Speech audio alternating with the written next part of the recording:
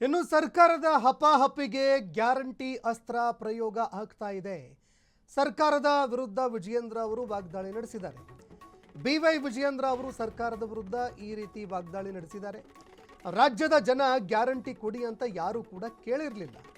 ಕೇವಲ ಅಧಿಕಾರಕ್ಕೆ ಬರಬೇಕು ಅಂತ ಗ್ಯಾರಂಟಿ ಯೋಜನೆಗಳನ್ನು ಘೋಷಣೆ ಮಾಡಿದ್ರು. ಫಲಾನುಭವಿಗಳ ಸಂಖ್ಯೆ ಕಡಿತಕ್ಕೆ ನೂತನವಾಗಿ ಹುನ್ನಾರವನ್ನ ಮಾಡ್ತಾ ಇದ್ದಾರೆ. ಫಲಾನುಭವಿಗಳ ಸಂಖ್ಯೆ ಕಡಿಮೆ ಮಾಡೋದಕ್ಕೆ ಸರ್ಕಾರ ಸಂಚು ರೂಪಿಸ್ತಾ ಇದೆ. ಕಳೆದ 4-5 ತಿಂಗಳ ಗೃಹಲಕ್ಷ್ಮಿ ಹಣ ಬಾಕಿ ಇದೆ. ಕೇವಲ ಚುನಾವಣೆ ಬಂದಾಗ ಮಾತ್ರ ಹಣ ಜಮೆ ಮಾಡ್ತಾರೆ. ಅವತ್ತು ಉಚಿತ ಎಂದವರಿಗೆ ಇವತ್ತು ಅರ್ಹತೆ ನೆನಪಾಯಿತಾ?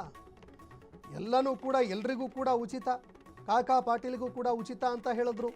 ಆದರೆ ಇವತ್ತು ಅರ್ಹತೆ ಏನಾದರೂ ನೆನಪಾಯಿತಾ ಇವರಿಗೆ? ಮಹಿಳೆಯರಿಗೆ ಘೋರ ಅಪಮಾನ ಮಾಡಿದೆ ಸರ್ಕಾರ ಅಂತ ಬಿವೈ ವಿಜಯೇಂದ್ರ ಆಕ್ರೋಶ ಹೊರಹಾಕಿದ್ದಾರೆ.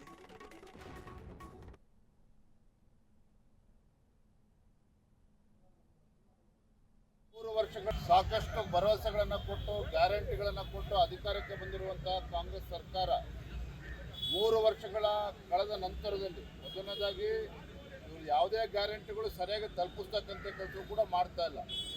4 ತಿಂಗಳು 5 ತಿಂಗಳು ಗೃಹಲಕ್ಷ್ಮಿ ಯೋಜನೆಗಳನ್ನು ತಡೆ ಹಿಡಿದುಕೊಂಡು ಚುನಾವಣೆ ಬಂದಾಗ ಒಂದು ರೀತಿ ಚುನಾವಣಾ ಲಕ್ಷ್ಮಿ ಆಗಿರುವಂಥದ್ದು ಗೃಹಲಕ್ಷ್ಮಿ. ಇವತ್ತು ವಿದ್ಯಾರ್ಥಿಗಳು ಕೂಡ ಅನ್ಯಾಯ ಮಾಡ್ತಾ ಇದ್ದಾರೆ. ಈಗ ಗ್ಯಾರಂಟಿಗಳಿಂದ ಸರ್ಕಾರಕ್ಕೆ ಆರ್ಥಿಕ ಸಂಕಷ್ಟ ಪೆಟ್ಟು ಬಿದ್ದಂಥ ಸಂದರ್ಭದಲ್ಲಿ ಒಂದೊಂದಾಗಿ ನೆಪಗಳನ್ನು ಒಡ್ಡಿ ಈಗ ಗ್ಯಾರಂಟಿಗಳ ಫಲಾನುಭವಿಗಳು ಏನಿದ್ದಾರೆ ಆ ಸಂಖ್ಯೆನ ಲಕ್ಷ ಸಂಖ್ಯೆನ ಇಳಿಸ್ತಕ್ಕಂಥ ಒಂದು ದುಸ್ಸಾಹಸಕ್ಕೆ ಕಾಂಗ್ರೆಸ್ ಸರ್ಕಾರ ಕೈ ಹಾಕಿರುವಂಥದ್ದು.